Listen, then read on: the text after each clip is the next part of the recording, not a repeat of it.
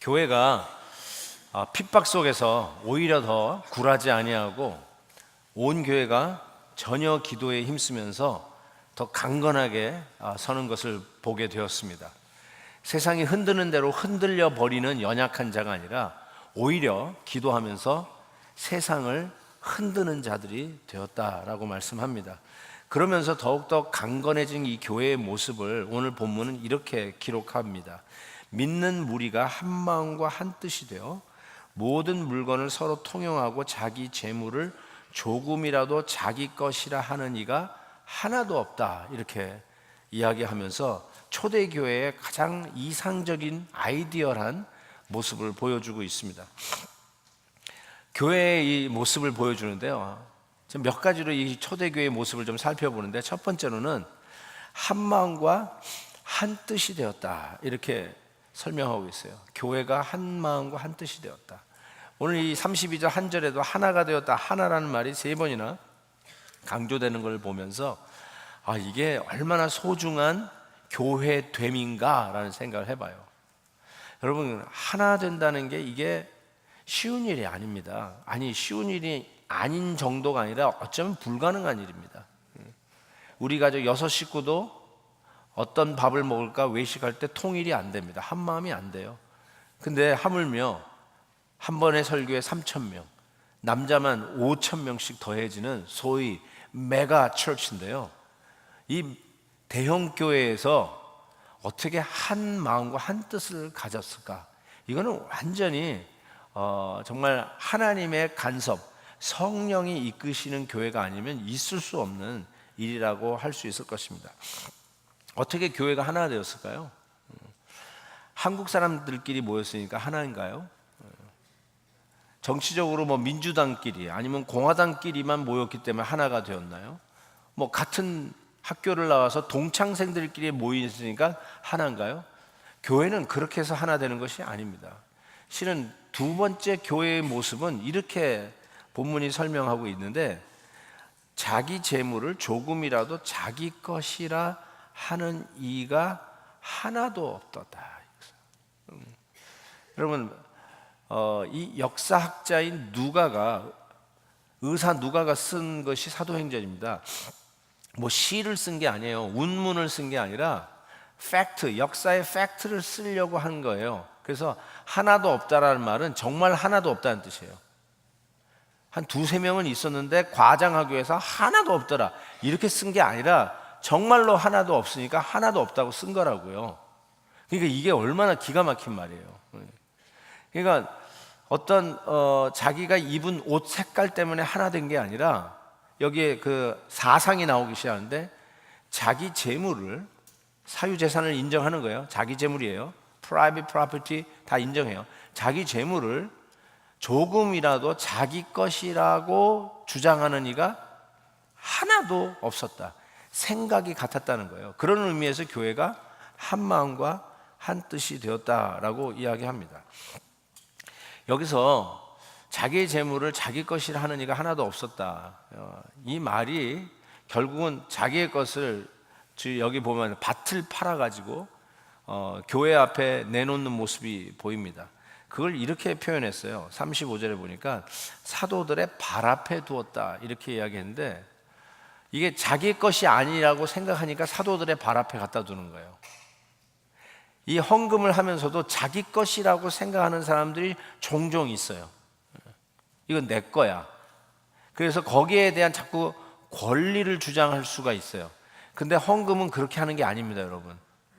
오늘 말씀해 보니까 교회의 가장 아이디어한 모습을 보면서, 하나님은 이건 내 거지만, private, 내 거지만 하나님 앞에 내려놓을 때는 자기 것이라고 생각하지 않아요. 그것을 사도들의 발 앞에 내려놓았다. 즉 교회 앞에 내려놓아서 교회의 필요에 따라 쓰도록 하는 것, 이게 바로 헌금의 정신이에요. 이 생각이 딱 박혀 있었어요. 정말로 정말 하나님 앞에 받은 것을 내가 열심히 땀 흘려 번 것이지만, 헌금할 때는 이것이 내 거라고 주장하지 않는다는, 이것이 이 교회에 다 똑같이 갖고 있는 마음이었다는 것입니다. 여러분, 이런 마음이 있어야 드디어 헌금을 하게 되고요, 도네이션, 후원을 하기 시작해요. 저는 한국도 많이 좋아졌다고 하는데 참 미국 사회에서 배워야 될 게 저는 이 도네이션 문화라고 생각해요. 이 성금을 내놓고 후원금을 내놓는 이것이 미국이 가장 너그럽습니다. 그리고 성금 모금할 때 미국이 가장 많이 내놓습니다. 여러분도 아시다시피 세계 여러 나라를 돕는 일에 있어서 가장 많은 돈을 내놓고 후원하는 나라가 미국입니다. 미국이에요. 가장 많은 선교 헌금을 내는 나라 역시 미국입니다. 여기에서는 뭐 그 타의 추종을 불어요. 왜 그럴까 생각했는데 바로 기독교적인 사상을 갖고 나라가 시작됐기 때문에 그래요. 자기가 버는 돈이지만 사도들을 발 앞에 내려놓듯이 하나님의 교회에 내려놓을 때 이것이 자기의 것이라고 주장하지 않기 때문에 그래요. 하나님의 뜻에 따라 귀하게 쓰이는 것을 믿기 때문에 내려놓는 것입니다. 그래서 세 번째 교회의 모습에 이런 것이 있어요. 가난한 사람이 없었다라고 적습니다. 34절 보세요. 그 중에 가난한 사람이 없으니 이는 밭과 집 있는 자는 팔아 그 판 것의 값을 가져다가 사도들의 발 앞에 두매 그들이 각 사람의 필요에 따라 나누어 주었습니다. 가난한 사람이 없었다는 이 표현도요, 굉장히 저는 인상적이라고 생각해요. 그 교회에 사람들이 전부 다 부자였다는 말은 아니에요. 아마 성도들 사이에 수입의 차이가 있었겠죠. 많이 좀 버는 사람, 중간층으로 버는 사람, 아니면 좀 부족하게 버는 사람, 아마 차이가 있지 않았겠어요? 그럼에도 불구하고 하나 확실한 거는 그 교회는 가난한 사람이 없었어요. 만약에 교회에 가난한 사람이 있다, 극빈자겠죠. 절대 빈곤이겠죠. 내일 끼니와 내일 어디서 자는지를 걱정해야 하는 사람, 이게 가난한 사람입니다. 그런 사람이 만약에 교회에 있다면 그건 교회가 잘못하는 거죠. 우리 이 시대 21세기 얼바인에 있는 이 베들교보다 아마 어마어마하게 못 살았을 초대교회. 근데 그 초대교회에 가난한 사람이 없었다라고 적고 있습니다. 여러분, 그런 의미에서 이 내려놓는 것, 하나님 앞에 집과 밭을 팔아서까지라도 성도들의 필요를 채우기 위해서 내 것이라 주장하지 않냐고 내려놓는 이 모습이 교회다움이에요. 이게 교회예요. 너무너무 아름답고 너무너무나 멋있는 교회의 모습이라고 저는 생각합니다. 두 가지 다시 한번 분명히 짚고 넘어갑니다. 교회의 이 모습은 공산주의가 아니에요. 자기의 사유재산을 확실히 인정합니다. 자기의 것을 it belongs to me, 내 거라는 걸 확실히 얘기해요. 두 번째는 자기의 그 재물을 팔라고 강요한 적이 없어요. 교회는 집과 밭을 팔았다고 해서 전 재산을 팔았다고 하는 의미도 아니에요. 절대로 그런 의미로 성경이 쓰이지 않았어요. 교회 헌금 다 팔아서 다 줘야 된다, 아니에요. 그리고 뭐 팔을 비틀어 가지고 헌금을 하게끔 한다, 아니에요. 교회의 헌금은 자발적인 거예요. 기쁨으로 드리는 거예요. 특별히 뜻이 있고 목적이 있는 일에, 가치 있는 일에 드리는 거예요. 예수 믿기 전과 예수 믿은 후 가장 많이 변한 나의 모습은 재물을 보는 perspective, 관이 바뀌는 거예요. 여러분 어떻게 생각하시는지 모르겠어요. 제 생각에는 예수 믿기 전과 예수 믿은 후, before, after를 분명히 얘기할 때 가장 많이 바뀐 거는 재물을 보는 관이 바뀌어요. 그런 의미에서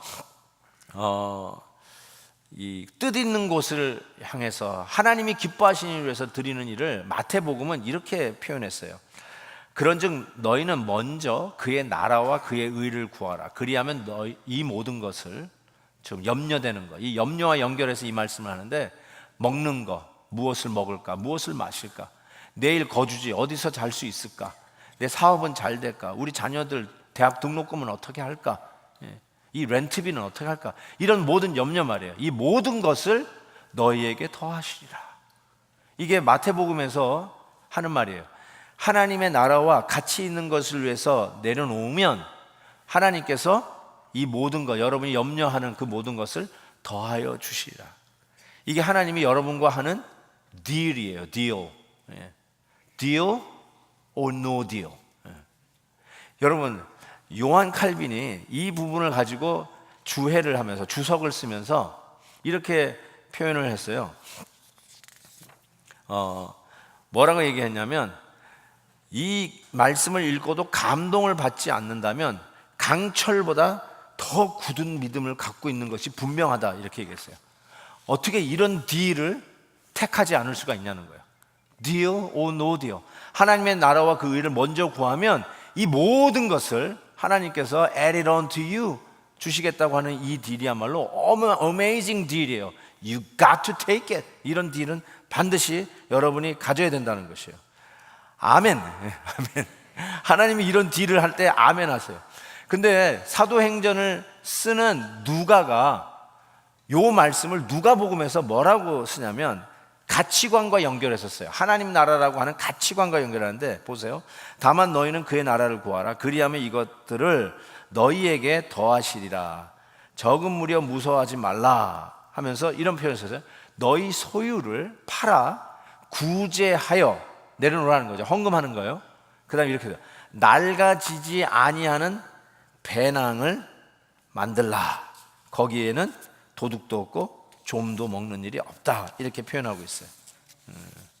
저는 이 표현이 너무너무 좋아요. 여러분이 하나님 앞에 헌금하는 것이 이렇게 표현했어요. 그거는 낡아지지 아니하는 배낭을 만드는 거하고 똑같다. 이렇게 얘기했어요. 즉 여러분이 이런 표현을 가끔 쓰는 걸 봤어요. 여러분 뭐 지난 주일에 어디 있어가지고 주일날 교회를 못 왔어요. 그래가지고 헌금을 못 했어요. 그러면 어떻게 해야 돼요? 네? 어떤 분은 이래요. 지난주에 헌금 안 한 거 굳었대. 그래서 내 거가 됐대. 여러분 그거 오늘 다 내야 돼요. 네. 굳은 거 아니에요. 이거 헌금 안 내면 굳었다고 그러는데, 내가 처음에 난 그 표현이 무슨 말인지 못 알아들었어요. 굳었다는 게 무슨 말인지 못 알았는데, 안 낸 만큼, 하나님 앞에 안 낸 만큼 나에게 남았다는 거예요. 그걸 굳었다고 하시더라고요. 근데요, 그거는 하나님 앞에 내려놓지 않는, 내려놔야 될 걸 안 내려놓으면, 저기 뭐라고 했어요? 낡아지지 아니하는 배낭인데, 낡아지는 거예요, 배낭이. 그게 무슨 소리냐면, 슬슬 새는 거예요. 슬슬 새는 거예요. 이 말씀은요, 체험하지 않은 사람은 아멘 못해요. 정말 그래요. 체험한 사람은 이 말씀이 무슨 말씀인지 알아요. 하나님 앞에 헌금할 거 맞아요. 안 하면 안 한 만큼 나에게 남을 것 같아요. 이 헌금하면 요거 딴 데다 쓸 수 있을 것 같아요. 그래서 안 해요. 그런데 남느냐? 안 남아요. 술술 새요. 치료비로, 약값으로 술술 새요. 의사님들, 약사님들 죄송합니다. 그쪽으로 다 새버려. 그런데 하나님 앞에 드리면 안 보이는 하나님 손이 새지 않도록 낡아지지 아니하는 가죽 부대, 낡아지지 않는 배낭을 하나님이 하셔요. 다 막아주세요. 안 아파요. 치료비 안 써요. 슬슬 새는 거 없어요. 자동차 고장 안 나. 왜 이상하게 안 나? 제가 그래서 메케닉에 가서 이런 거 안 쓰게 돼요. 하나님이 다 막아주세요. 막아주세요. 정말 여러분 이거 체험 못 하십니까? 체험 한 분만 아멘. 진짜예요. 이거 하면 신나는 거예요. 먼저 그의 나라와 그 일을 구하라. 그리하면 이 모든 것을 너에게 더하시리라. 너무 멋있는 얘기 아닙니까? 이것이 우리 성도들이 신나게 신앙생활하는 이유 중에 하나라고 생각해요. 그런데 이렇게 아름다운 교회, 이상적인 교회를 이렇게 보이면서 샘플링으로 한 사람을 소개시키고 있어요. 오늘 본문이. 그 사람을 보라는 거죠. 이 사람을 보라는 거예요. 그 사람의 이름은 요셉입니다. 이 요셉이라는 인물을 이렇게 성경은 설명하고 있어요. 구브로에서 난 레위족 사람이 있으니 이름은 요셉이라. 사도들이 일컬어 바나바라, 번역하면 위로의 아들이라 하니 그가 밭이 있음에 이 팔아 그 값을 가지고 역시 사도들의 발 앞에 두니라. 이렇게 표현하고 있습니다. 이 건강한 교회, 이상적인 교회, 이런 교회 한번 평생에 보고 싶고 그게 내 교회였으면 좋겠던 바로 그 교회. 그런 교회를 일으키는 하나의 샘플링으로 요셉이라고 하는 인물을 소개를 하는데 그 사람을 이렇게 얘기해요. 구브로 출신이라고 이야기를 합니다. 구브로 출신이에요. 여러분, 구브로는 지중해에 있는 작은 섬입니다. 바나바는 여기서 어쩌면 태어났고 자랐다고 저는 생각해요. 바로 저기 시리아 난민들 있는 그 시리아하고 터키 그 지점에 안디옥이라고 하는 도시가 있어요. 나중에 이제 나오겠지만 그 처음으로 기독교인이라는 말을 들었던, 크리스천이라는 말을 들었던 그 안디옥에서 제일 가까운 섬이 구브로 섬이라고 할 수 있어요. 저 구브로 섬은 이스라엘 진영이 아니라 외국이에요. 우리식으로 얘기하면. 그러니까 이민을 간 거예요. 예루살렘, 이스라엘에서 이민을 간 사람이라고 할 수 있어요. 그러니까 구브로 출신이란 말은 이민자라는 뜻이에요. 여러분, 이민자라는 말이 저는 굉장히 인상적입니다. 왜냐하면 우리가 이민자이기 때문에 그래요. 우리가 지금 여기서 살고 있잖아요. 고향을 떠나 이 미국 땅에서 살고 있잖아요. 그거를 체험한 자가 바로 이 요셉이라고 하는 사람인데, 이민자의 경험이 뭘까요? 이중 문화를 알아요. 우리가 한국인이면서 미국이고 미국인이면서 한국이 되죠. 특별히 우리 자녀들 생각해 보세요. 자기의 그 정체성과 싸우면서 이 메인라인에서 이 싸우면서 자기를 이렇게 세워가고 있는 우리 자녀들 보세요. 이거 다 이 싸움 하고 있는 거거든요. 이중 문화권 속에서 이중 언어를 해가면서 그 안에 이 이중 문화에 대해서 굉장히 민감한 거예요. 그래서 이 변두리 인생이라고 하는 이 marginal people, minority에 대한 마음이 있어요. 왜냐하면 자기가 당해봤으니까. 얼마나 섭섭하고요. 얼마나 이 인종차별 느낄 때 얼마나 힘든지 몰라요. 메인라인에 있는 분들은 인종차별이 뭔지 몰라요. 근데 우리는 알아요. 우리는 알아요.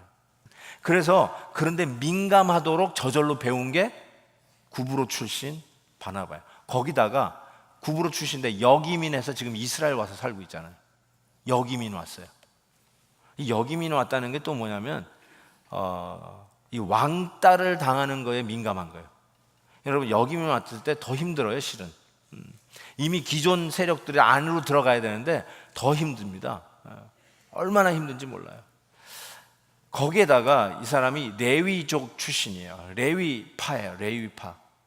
여러분, 레위라는 말은 이스라엘 사람들은 12지파가 있다고 그러는데, 실은 요셉은 자기 아들 에브라임과 므낫세 둘로 나눠집니다. 그래서 실제로는 13지파예요. 파가 13파예요. 우리도 뭐 본이 어디냐, 파가 어디냐 묻잖아요. 이스라엘은 13파예요. 그 중에 12지파는 가나안 땅에서 자기 재산을 받아요. 하나님이 다 분배해 주시잖아요. 근데 못 받는 사람이 바로 레위 지파예요. 레위 지파는 땅을 받을 수가 없었어요. 왜요? 다른 지파들이 성전에 11조를 가져오는 것으로 사는 사람들이 레위인들이었어요. 이게 대를 이어서 익숙해져 있어요. 레위인들은 자기가 땀 흘려서 농사인 진 것으로 사는 자들이 아니라 하나님이 공급해 주시는 것, 하나님 앞에 드리는 10의 1조를 사기 때문에 하나님의 은혜로 사는 거를 그냥 자연히 아는 사람들이에요. 나는 하나님의 은혜로 사는 사람이야. 내가 재산을 불려가면서 사는 것이 아니라 하나님의 은혜로 사는 것을 아는, 그것이 체득된 사람이에요. 1세기 역사학자 요세푸스의 기록에 하면 레위족들도 1세기부터는 재산을 갖기 시작했대요. 땅을 갖기 시작했어요. 특별히 이렇게 디아스포라, 이민 갔다가 온 사람. 그래서 이 요셉이라는 사람이 밭을 팔아가지고 교회 앞에 내놓는 것도 틀림없이 구브로에 있는 자기 땅을 팔아가지고 내놨을 거라고 그렇게 이야기하는데 맞는 것 같습니다. 어쨌든 여러분 보세요. 하나님의 교회를 건강하게 세우고 정말 이상적인 교회를 세울 때 샘플링해서 지금 소개하는 게, 지금 이 사람은 보라는 거예요. 이 바나바를 보세요. 이런 사람을 하나님이 썼어요. 이민자를 썼어요. 마이너리티에 민감한 자를 썼어요. 이중 문화권에 있는 사람을 하나님이 사용하셨어요. 왜요? 성도들의 필요에 민감하기 때문에 그래요. 여러분, 마음이 착해서 남 도와주는 게 아니에요. 내가 아파봤기 때문에 아픈 사람을 보는 눈이 생기는 거예요. 내가 외로워 봤기 때문에 외로운 사람의 마음을 이해해서 그 사람 옆에 가서 서주는 거예요. 내가 경험해 봤기 때문에 그 사람을 도울 수 있는 마음이 생기는 거지, 여러분이 원래 착해서 그러는 게 아니에요. 왜 하나님께서 이중문화권 구브로 출신에 하나님의 은혜가 아니면 못 사는 거를 자연스럽게 커가면서 배웠던 레위 족속 바로 이 사람을 세우느냐? 여러분, 그래서 이 사람이 그 마음으로 사람들을 돕다 보니까 별명을 얻었어요. 그 별명은, 여러분이 이 사람의 본명을 몰랐을 거예요. 바나바예요. 실은 요셉이 본래의 본명이고 별명이 바나바예요. 바나바라는 별명으로 더 알려진 자가 됐어요. 그 뜻은 위로의 아들, son of encouragement. 얼마나 사람들이, 연약한 사람들 찾아가 그 옆에 서서 격려를 해줬는지, 얼마나 힘든 사람에게 그냥 제일 먼저 달려가가지고 그 사람들에게 돕는 손을 내놓았는지, 필요하고 궁핍한 자에게 얼마나 그 마음이 동했으면 자기의 밭을 팔아가지고 교회 앞에 내놓게 되었는지, 이런 걸 보면서 별명을 얻었는데 바나바라는 별명을 얻었어요. 전 여러분에게도 별명이 뭔지를 묻고 싶어요. 여러분, 정말 별명으로 알려질 정도의 그런 모습으로 사셔야 돼요. 위로의 사람이었어요. 남을 격려하는 사람이었어요. 남을 돕는 사람이었어요. 그게 별명이었어요. 정말 남자라면 절대로 이런 별명은 얻지 말아야 할 별명이었어요. 그게 뭐냐면 좁쌀 영감이에요. 정말 남자가요, 좁쌀 영감이라는 별명을 얻었으면 그 사람은 평생 회개하셔야 돼요. 마음이 종재기예요. 사이즈가 쬐끔해가지고 벌벌 떨어요. 남한테 베풀 줄을 몰라. 그래서 좁쌀 영감이라는 별명을 혹시 아내에게서 받았으면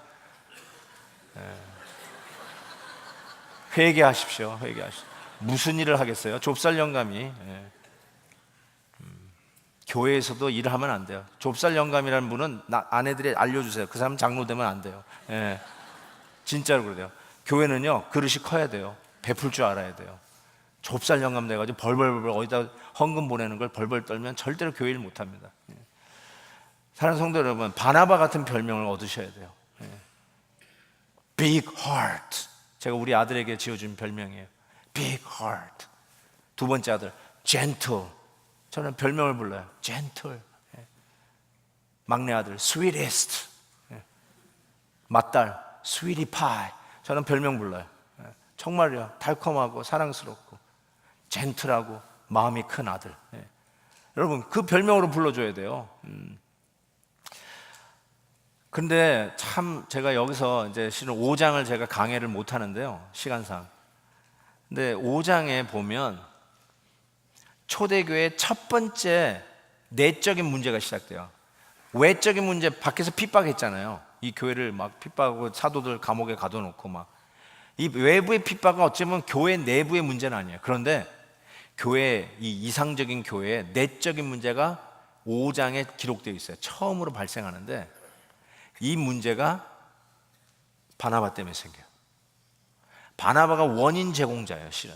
더 자세히 다음번에 설명하도록 하겠어요. 이렇게 좋은 사람을 두고요, 시기하는 사람이 생겨요. 이런 바나바를 두고 질투하는 사람이 생겨요. 짧지 않은 목회를 하면서요, 와, 이게 정답인 것 같아요. 아니, 정답이라고 해도 이게 교회인 것 같아요. 이상향을 꿈꾸는데요, 모든 사람이 존경하고 따라야 되는데 질투하는 사람이 생기고 시기하는 사람이 생기고요, 거기에 가십을 하고요, 이상한 있지도 않는 루머를 터뜨리면서 그런 게 교회에 있더라고요. 그걸 겪으면서 야, 어떻게 이럴 수가 있을까? 초대교회가 한 마음과 한 뜻이 됐다는 건 이건 기적이에요. 이건 성령의 역사예요. 교회가 갈라지고 좋아하는 이 모든 사람이 존경해야 되고 하나님의 일이라고 해서 모든 사람이 하나 돼야 할 일인데도 딴 얘기하고요, 딴 소리하고 같이 안 가요. 100사람이면 100사람이 다 한 방향으로 갈 줄 알았어요. 너무너무나 가치 있는 일이고 너무너무나 소중한 일인데 같이 안 따라가는 사람들이 있더라고요. 교회가 그렇더라고요. 제가 경험한 교회예요. 근데 초대교회는 한 마음 한 뜻이 되고 이런 바나바 같은 사람이 생겨서 야, 이렇게 되고 싶다 그러는 순간에 5장부터는 문제가 생기기 시작해요. 바나바 때문에. 이게 사람을 바라볼 때 생기는 문제구나 라는 생각을 해봤어요. 여러분, 사람 바라볼 때 문제가 생기더라고요. 영웅이 되고 싶으세요? 존경받고 싶으세요? 그러지 마세요. 시기하는 사람 생겨요. 어쩌면 우리는 이 바나바를 바라보지 아니하고 또 다른 사람을 바라봐야 돼요. 실은 요한복음 19장에 요 단어를 그대로 썼는데 본디오 빌라도가 예수님을 신문하고 피범벅이 돼 있고 눈이 맞아가지고 눈이 퉁퉁 부어 있는 그 예수님을 향해서 쓴 말이에요. 그 앞에 군중들 모아놓고 예수님 잡아 죽이라고 하는 군중들 앞에 놓고 예수님 이 사람 죄 없다, 죄 없다. 바라바, 그 악한 죄수 하나 내주는 사람을 있는데 예수를 내줄까 바라바를 내줄까 할 때 그 악한 강도 바라바를 내주래요. 예수님은 잡아두래요. 그러면서 이렇게 해요. 그러냐 그러면서 이 사람을 보라, 예수님을 보라고 얘기해요. 라틴어로 이렇게 돼 있어요. 에케 호모, 에케 호모, 아주 유명한 라틴어예요. 이 사람을 봐라, 예수님을 향해서 한 말이에요. 이 예수를 봐라 너희들. 이 사람이 무슨 죄가 있느냐 뭐 여러 가지 얘기하는데 그때 그럼 어떻게 알아? 어떻게 알아? 그랬더니 그 군중이 뭐라 그래요? Crucify him. 십자가에 못 박아라. Crucify him. Crucify him. 얘기하잖아요. 그래서 그 이후로 예수님 바라보라고 하는 이 사람, 예수님을 보라라고 하는 그림들이 계속 그려집니다. 그러면서 여러분이 잘 아는 뉘러는 예수님을 에케 호모 이렇게 그렸어요. 예수를 좀 봐라. 안드레나 만테냐는 예수님 이 사람을 봐라 하고 이렇게 그렸어요. 귀도 레니는 이렇게 그렸어요. 아마 많이 이 그림은 보셨을 거라고 생각해요. 안토네로 다 메시나는 이 사람을 보라 하고 예수님이 이렇게 그렸어요. 성화의 아버지라고 할 수 있는 이 카라바지오는 이 그림 많이 보셨겠는데 예수님 이 사람을 보라 하고 이렇게 그렸어요. 그리고 안토니오 시세라는 이렇게 그렸습니다. 여러분 어떤 예수님을 보고 계세요? 사람 보고 실망하고 나의 기대를 저버린 사람도 실망하지만 내가 따라갈 만한 본받는 사람도 이상하게 우리는 마음에 언짢을 때가 있어요. 왜요? 죄인이기 때문에 그렇죠. 그래서 어쩌면 우리는 사람 보지 아니하고 이 사람 예수 그리스도를 봐라. 예수를 바라고 불렀는데도 불구하고 2000년 전에 그 예수님을 본 사람들은 예수를 잡아 죽이래요. 근데 오늘 여러분 사도행전 우리가 쭉 보는데 사도 베드로가 서가지고 설교할 때마다 그 군중들 앞에서 그랬어요. 너희들이 잡아 죽인, 너희들이 잡아 죽인, 너희들이 잡아 죽인 예수를 하나님이 살리셨다. 근데 그 메시지가 우리에게도 다가오는 메시지 아닌가요? 우리 예수님을 바라다 보는데 그분은 바라보면서 회개하고 주님 앞에 서야 되는데 오히려 우리 안에 뭔가 뒤틀려 있고 그분을 자꾸 십자가에 못 박으려고 하는 것 같아요. 부끄러워져요. 내 안에 잘못된 게 들키고 드러나는 게 너무너무 싫었나 봐요.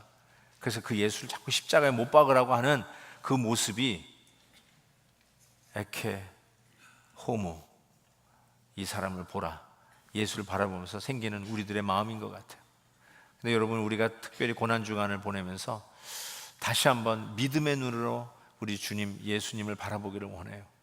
여러분의 갈아야 할 고난의 길을 대신 걸어가신 예수님, 여러분이 매달렸어야 할 십자가에 저와 여러분을 대신해서 메어 달리신 그 십자가에 메어 달리신 그 주님을 바라보기를 원해요.